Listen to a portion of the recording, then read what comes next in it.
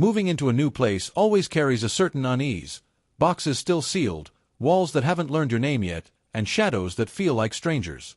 But I wasn't new to this. I'd moved 4 times in the last 3 years. Bad jobs, bad breakups, bad luck. So when I found the listing for a 1-bedroom apartment in the heart of Crestfield, quiet town, low rent, and walking distance to work, I didn't hesitate. The building was old, but not in a decrepit way. It had that kind of vintage charm you only find in small towns. Brick walls, creaky floors, and narrow halls that smelled faintly of lavender and dust. My new place was on the 3rd floor. Clean, decently lit, and surprisingly cozy for what I was paying. As I signed the lease, the landlord, Mr. Harrow, gave me a look I couldn't quite place. He was in his 60s, maybe older, with sunken eyes and a voice like gravel. After handing me the keys, he paused. "There's just one rule," he said slowly, like each word weighed more than the last. Never open the old closet. I thought I misheard. The closet. He nodded. "The one at the end of the hallway. Don't open it. Don't try to open it. Don't ask about it. Just leave it alone."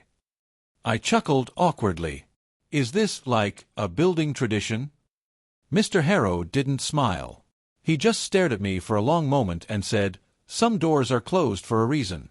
You're better off not knowing why." And then he left. The apartment had 2 doors in the hallway. One led to the bathroom, the other to what I assumed was a storage closet. It looked like any other door. Plain, white, with a brass keyhole and no handle. Just a single vertical key slot and 4 bolts drilled into the corners of the frame. I didn't think much of it at first. I had unpacking to do, and honestly, I was too tired to care about old man warnings or weird architectural quirks. But that first night, something felt off. I couldn't shake the feeling that the hallway was colder than the rest of the apartment. Not just a little. It was like stepping into a walk-in freezer every time I passed by the closet.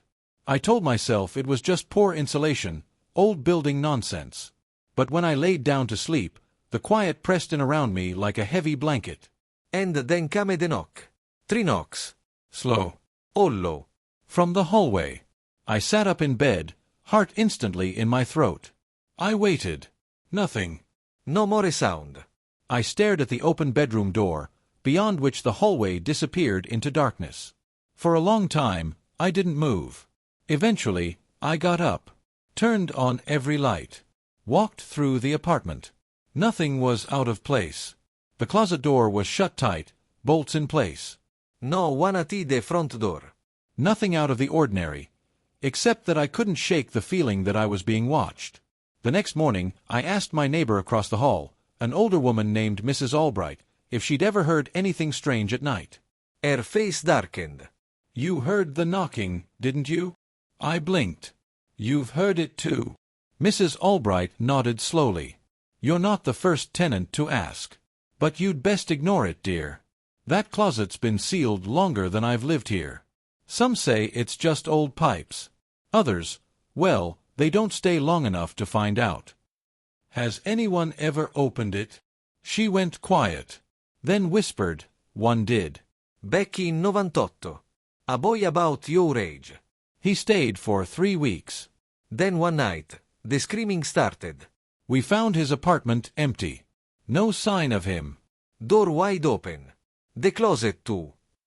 I felt a cold sweat forming at the back of my neck. And what was inside? She shook her head. Nothing. Just an empty space. But something came back out. I didn't ask any more questions. Over the next few days, I tried to focus on my new job, organizing manuscripts and proofreading for a local publishing house. But every night, around the same time, just past midnight, I'd hear the knocks. 3 knocks. Then silence. Then sometimes, a whisper. Too soft to understand. Too sharp to be imagination. I stopped sleeping properly. I kept the hallway light on. I bought a door draft stopper and placed it against the bottom of the closet door. But nothing helped. On the 7th night, I woke up to a faint metallic clink. I walked groggily into the hallway and saw the key. It was lying on the floor, directly in front of the closet. A small, rusted, blackened key labeled HC. I didn't remember seeing it before. It hadn't been on the ring Mr. Harrow gave me. Or had it? I didn't touch it. Just stared. My breath fogged in the air, even though the apartment's heating was on. I backed away slowly, locked myself in the bedroom, and stayed there till morning. The next day, I called the landlord. "You gave me a key to the closet," I said. There was a pause. "I didn't. It was on the floor this morning." "You didn't open it, did you?" No. "Then don't," he snapped. "If the key's there, it's testing you." Testing me. Another silence. Then he said, "Some things feed on curiosity. If you open that door, it won't stop with just looking." I hung up. He was clearly unwell, or hiding something. But now the seed had been planted. That evening, I stood in front of the closet. The key was still on the floor. I picked it up. It was freezing cold. My fingers went numb just holding it. I put it in the drawer and slammed it shut, breathing heavily. The knocks didn't come that night. Instead, I dreamed. A hallway. Endless. Flickering lights. And at the end, a door. Not just a closet door. A massive, ancient, rotting thing with pulsing wood and a whispering voice echoing behind it. He walked closer in the dream. Closer. Until something on the other side pressed against it. He woke up screaming. Blood on my pillow. My nose had bled in the night. The next day, I found claw marks on the inside of the hallway wall. Not scratches. Deep gouge. 5 of them. Spaced like fingers. Leading from the closet toward the kitchen, and stopping abruptly. No intruder. No broken locks. No explanation. I didn't leave that day. I just sat in the living room with all the lights on, phone in hand, debating calling the police, a priest, anyone. But what would I say? Hey, there is a haunted closet testing my sanity. He called Nurse Albright again. "I think I'm losing it," I told her. She didn't sound surprised. "It's not you. It's the door. It watches. It waits. It chooses. What does it want?" She paused. "Company." That night, I dreamt of knocking, not from the hallway, but from inside my head. And in the dark, he saw it again. This shape. Standing in the hallway, facing the door. Not trying to open it. Not trying to leave. Just watching. Like it was remembering. I didn't sleep at all the night after the second dream. The shape in the hallway, it wasn't a shadow or a trick of the mind. It was real. I had felt it, the cold that wrapped around my spine, the pressure in my ears like standing too close to a thunderstorm. When I turned the lights on, of course, it vanished. But the hallway still felt off. The closet door still loomed. And worst of all, I began to sense that the thing behind it wasn't content staying quiet anymore. The days passed in a strange fog. I stopped going to work. He'd call in sick, mumble about a fever or a bad cold. In reality, I barely moved from my living room couch, staring into the hallway like a soldier in a trench. Every noise felt deliberate. The creak of the floorboards, the hum of the pipes, even the faint ticking of my wall clock, all seemed part of something larger, something watching me just beyond the edge of what I could see. That Wednesday, I found a note taped to my door. "You need to leave." Asterisco asterisco. No signature. Just that sentence, scribbled in jagged handwriting. I ran into Mrs. Albright an hour later and asked if she'd left it. Her face went pale. "No," she said. "But you should listen." "Who left it?" She shook her head, looking nervously over her shoulder. "The last tenant got a note like that. A week before he vanished. He thought it was a prank too." I was about to ask her more when she leaned in closer and whispered, "Has it spoken to you yet?" My mouth went dry. "What?" She nodded slowly. "It always starts with dreams. Then the knocking. Then you start seeing things. After that, it talks to you. And when it speaks clearly, when you can understand it, that's when you're too far in." I tried to laugh it off, to act like this wasn't terrifying, like I still had a grip on reality. But deep down I knew. Something was changing. That night, the knocks returned. 3 of them. Louder than before. But this time, there was something else. A voice. Not a whisper. A word. One clear word, pressed between the cracks of the door and into my mind. Please. Asterisco asterisco. It didn't sound threatening. It sounded sad. Lonely. That terrified me more than if it had roared in rage. Because whatever was behind that door, it knew me now. Knew how to talk to me. How to slip into my thoughts. I wanted to leave. I asterisco should ve asterisco left. But I didn't. Instead, I made a list. A list of every odd thing that had happened since moving in. The knocks. The dreams. The voice. The shape. The cold air. I taped it above my desk and stared at it for hours, as if listing the horrors would somehow make them manageable. At 3:33 a.m., I woke up choking. My apartment was ice cold. The heater was working, but my breath fogged the air. I stumbled into the hallway, clutching my chest, and stopped. The bolts on the closet door were undone. All four. I hadn't touched them.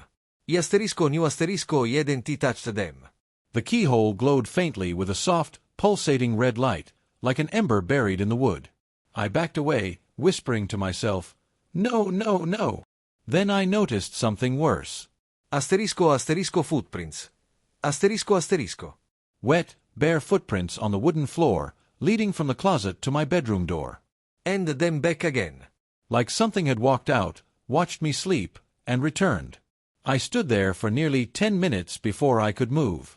I finally shoved the bookcase back in front of the closet, bolted the door again, each metal clang echoing through my bones, and sat in my kitchen, staring at the floor until dawn. The next day, I drove out of Crestfield. I didn't even pack. I just got in my car and drove until the buildings looked unfamiliar and the signal bars on my phone disappeared. I found a cheap motel near a gas station, paid cash, and collapsed on the bed without speaking to anyone. The silence was glorious. But I wasn't safe. I woke up at midnight to knocking. 3 sharp knocks, on the motel room door. I looked through the peephole. No one there.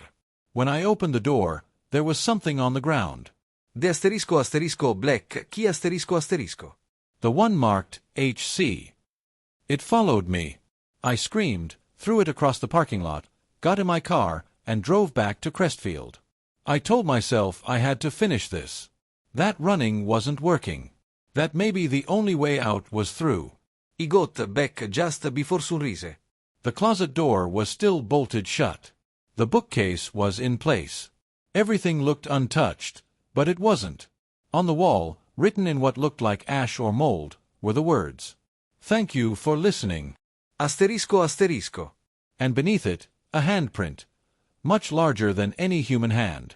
I tried calling Mr. Harrow. The line went dead after the first ring. I drove to the building S management office, empty. No sign of him.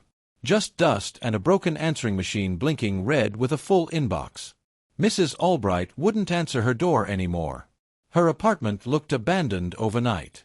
Curtains drawn, mailbox overflowing. I wasn't sure if she had fled, or worse. I went back to my apartment. Sat down on the couch. Closed my eyes. That was when it spoke to me again. But this time, not in a whisper. Not from behind the door. From asterisco inside my head asterisco. Asterisco asterisco you're curious. That's why you're still here. Asterisco asterisco. I staggered back, clutching my skull. The voice wasn't screaming, it was gentle. Come. Like an old friend welcoming me home. Do you know what loneliness feels like? It asked. Years. Decades. Locked away. Forgotten. I tried to resist. I tried to push it out. You're already opening it, it said. You've always been opening it. I fell to my knees. The hallway spun. My hands were shaking. My ears bled. When I came to, I was lying on the floor in front of the closet. All 4 bolts were undone. I didn't remember doing it. The black key was in my hand. The air around the closet felt heavier than gravity. Like I was underwater. The doorknob, now visible for the first time, was slowly turning on its own. I jumped up, pushed the bookcase back, bolted the door shut again, and ran. I didn't stop running until I was standing in the middle of the street, barefoot, trembling. I screamed for help. Lights turned on in some of the neighboring buildings. But no one came out. I called 911. When the police arrived, I told them someone had broken in. They searched the apartment. Found nothing. Said the door at the end of the hallway was just a sealed closet. When I demanded they open it, they refused. It's not our jurisdiction, one of them said flatly. His partner didn't say anything. Just stared at the closet for a long time, then crossed himself quietly. They left. That night, I heard the knocking again. 3 soft knocks. Followed by a second voice. A child's voice. Whispering. Asterisco asterisco, it's so dark in here. Asterisco asterisco.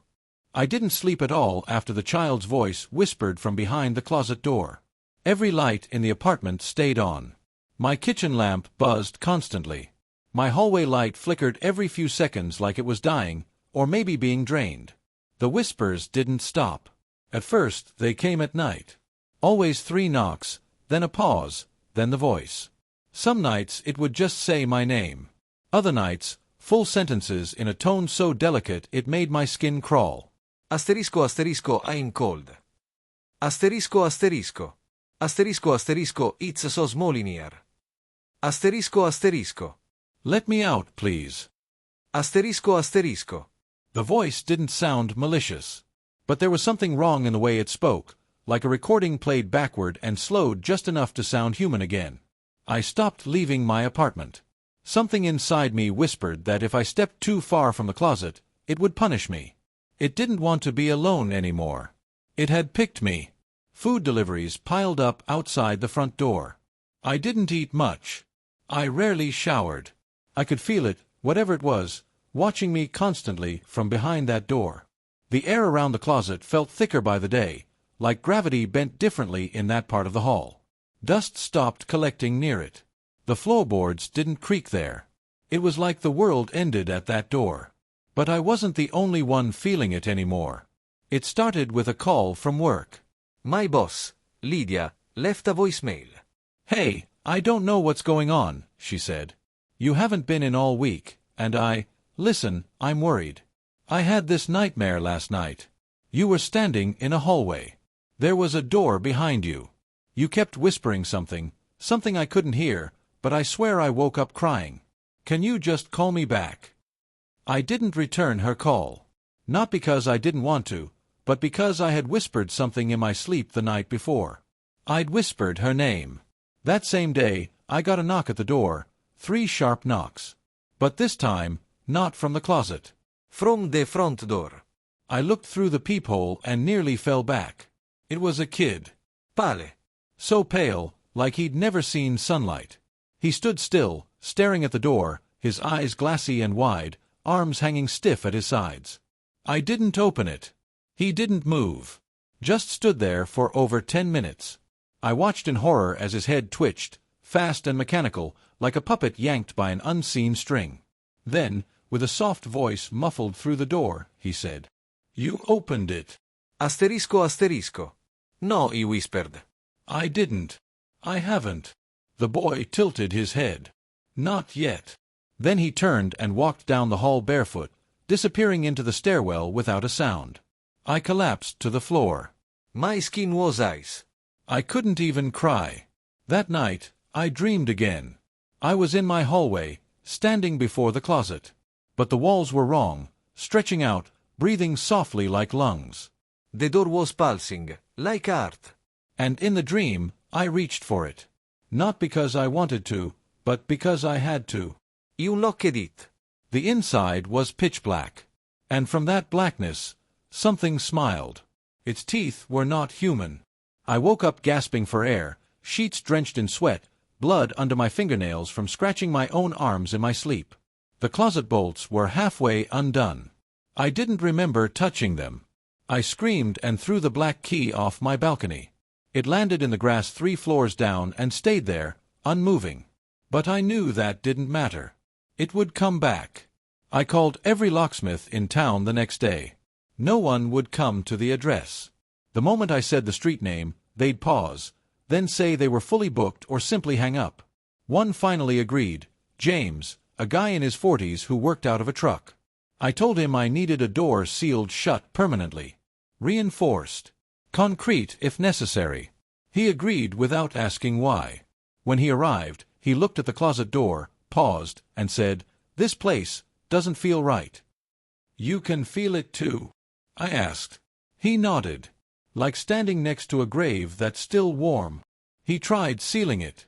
Drilled metal plates over the wood, poured an expandable foam into every crack, then placed a heavy deadbolt latch over everything. I paid him extra to reinforce the entire door frame. Before he left, he handed me his card. "If you need anything, anything, call me."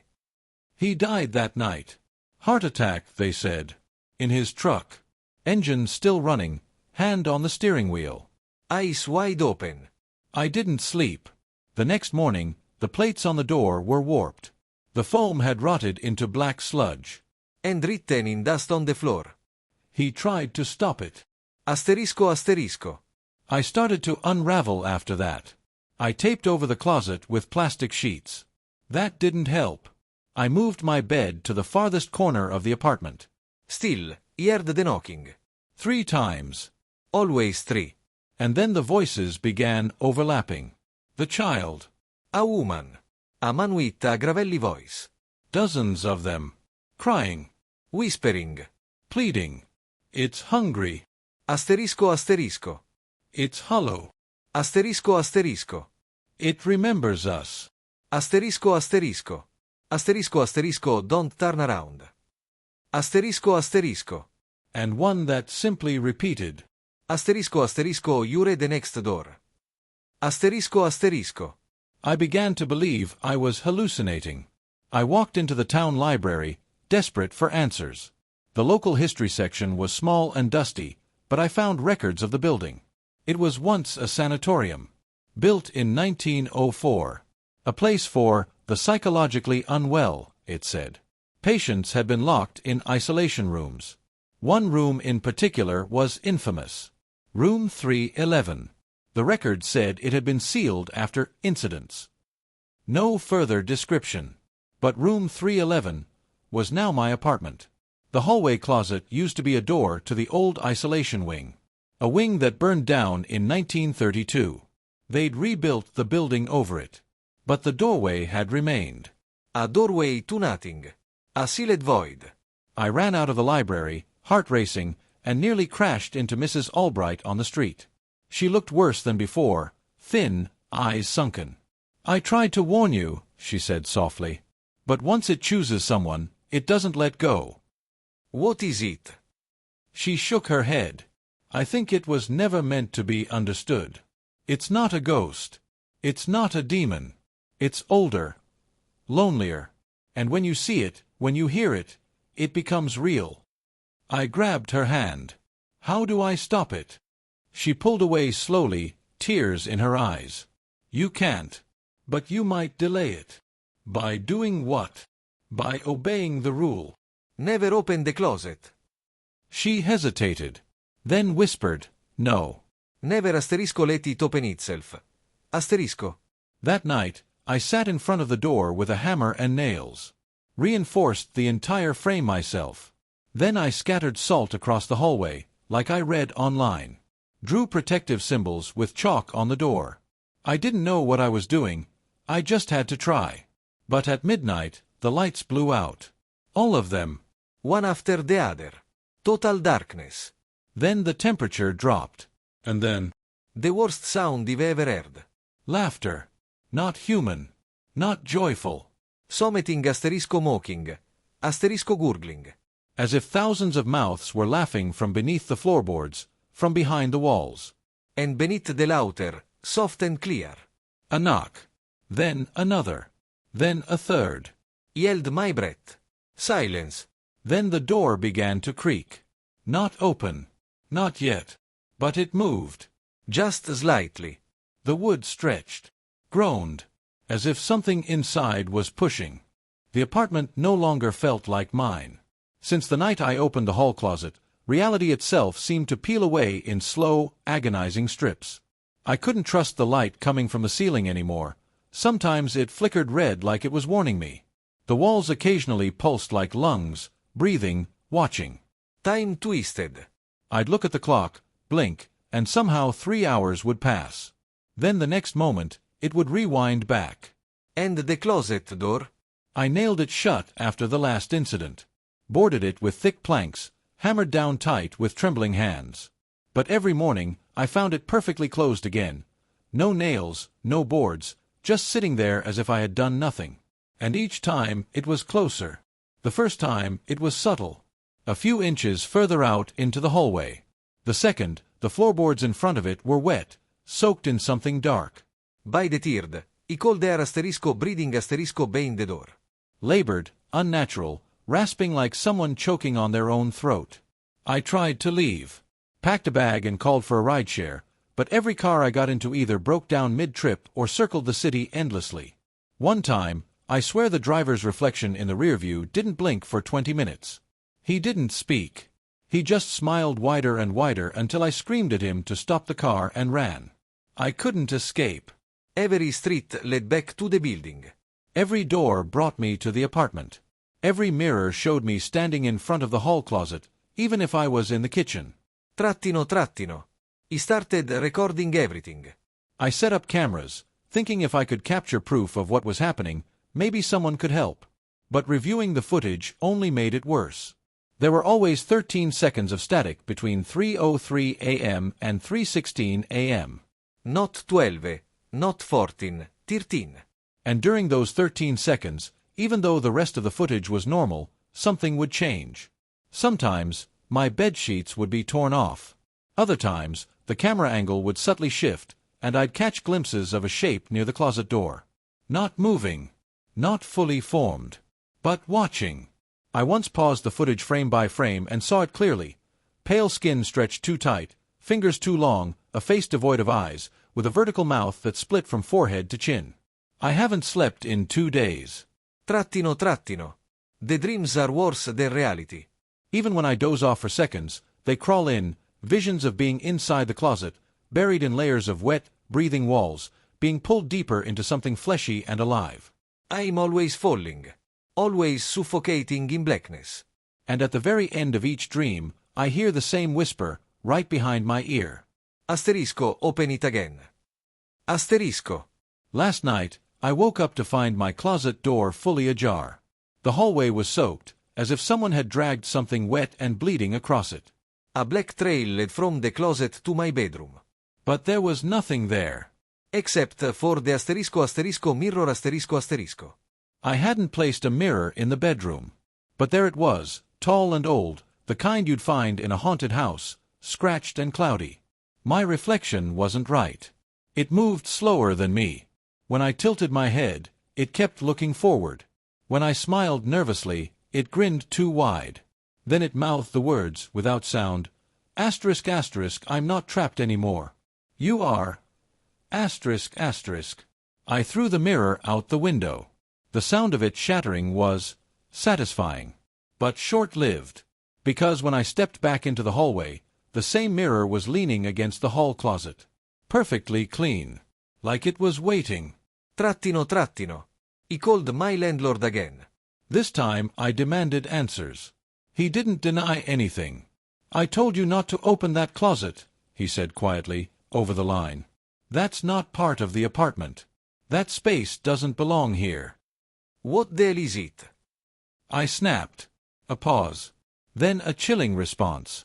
It's where the building breathes. That closet, it's a hinge. Between what you see and what is underneath.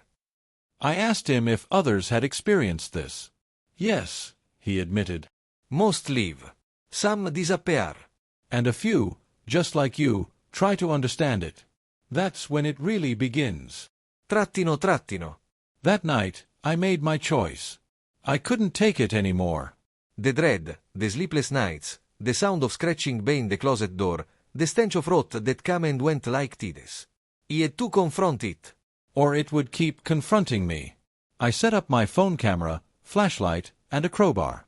The air felt thick, like the walls were pushing in. Every shadow in the apartment seemed to move. My breath fogged the air, even though it was summer. I stood in front of the closet again. The wood looked warped now, like something on the other side had been pressing for too long. The doorknob vibrated subtly, like a heartbeat. I pried it open.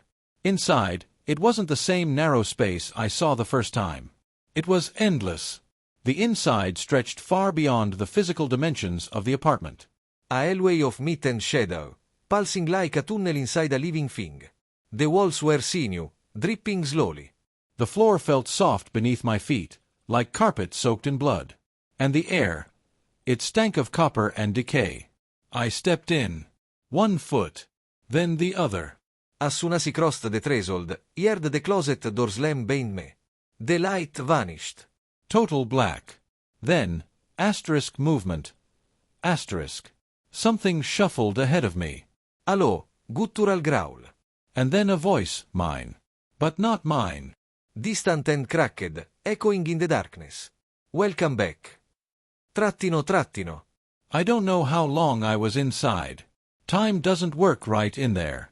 Could have been minutes or hours or weeks. I kept walking, hoping to find an end. Instead, I found them. Others. People half consumed by the space. Stuck in the walls, screaming without sound. One woman reached out to me with a melted arm, eyes hollow and mouth sewn shut. I recognized her. She was in the tenant logbook I found weeks ago. Up. 3D. Reported missing 5 years ago. She mouthed one word, run. I did. I ran until I hit a wall of teeth. Not metaphorically, asterisk asterisk literal teeth. Asterisk asterisk the tunnel ended at a gaping, fleshy maw. It breathed in and out, slow and rhythmic, like it was dreaming. Behind me, something crawled. A wet dragging sound. Fast. I turned, ready to face it. But it was me. Twisted, wrong, covered in the black sludge that lines the tunnel's walls, with hollow sockets where eyes should be and a smile cut too far into the cheeks. It didn't attack. It whispered. You opened it. That means you belong here now. It lunged. I screamed. And then I woke up. Back in my apartment. Trattino, trattino. But nothing was the same. The mirror was gone. The hallway looked slightly longer. And the hall closet, it was wide open again. Only now, it wasn't empty. Inside stood a version of me, clean, smiling, wearing my clothes. It tilted its head, then calmly closed the door from the inside. I haven't seen it since. But I know it's still there. And every morning, I find a new message scratched into the wood from the inside. Asterisco, asterisco, you let me out. Asterisco, asterisco. I didn't think the human body could survive this level of cold. Not just cold in the physical sense, but something deeper, an absence of warmth, of hope, of reality itself. That was the only way I could describe the moment I stepped inside the closet and crossed over. It wasn't a room. It wasn't even a space. It was more like falling between the cracks of existence, tumbling through silence, through walls made of memory and grief. And then, suddenly, I was standing in my apartment again. Except it wasn't mine. Not anymore. It was the same layout, yes, the same furniture, but everything had aged decades. The wallpaper had peeled away in strips. The once white walls had turned a filthy shade of gray-green. There were deep claw marks in the hardwood floor leading away from the closet door. And everything smelled like rot. A calendar on the wall still hung crooked, the paper yellowed and curled with time. I walked over to it and felt my breath catch in my throat. The year was 1962. My legs buckled, and I caught myself on the kitchen counter. There were no lights, no power. The only illumination came from a blue glow leaking under the closet door. Yes, the very same closet I had just stepped through. But now it was sealed from this side. No doorknob. No way out. Then the voices started again. Lo murmurs at first, like a radio trapped between frequencies. They rose gradually, overlapping and twisting in on each other until they became a cacophony of screams. Not out of fear, no. These were screams of regret, of endless pleading. And they were all me. Different versions of me. I turned toward the hallway mirror and screamed. My reflection was not my own. I saw myself, but emaciated, lips sewn shut with black thread, eyes gouged out, blood trickling from my ears. Yet it smiled. It raised one hand and waved slowly, mockingly. I stumbled back, heart pounding like a war drum in my chest. I warned you not to open it. The voice came from the kitchen table. Sitting there, perfectly still, was the old woman. Mrs. Callan. She hadn't aged a day since I last saw her. But her eyes had changed. They were glassy, hollow, as if something else was looking out through them. "You weren't supposed to come here," she whispered. "What is this place?" I demanded. She stood and motioned to the window. It's the moment that never ended. The last breath held in by this apartment. Every tenant who opened that door never left. Not really. I moved to the window, peering outside. What should have been the city skyline was just a vast, infinite blackness. No stars. No buildings. Only flickers of red lightning in the distance and a sound like something enormous dragging chains through a sea of broken glass.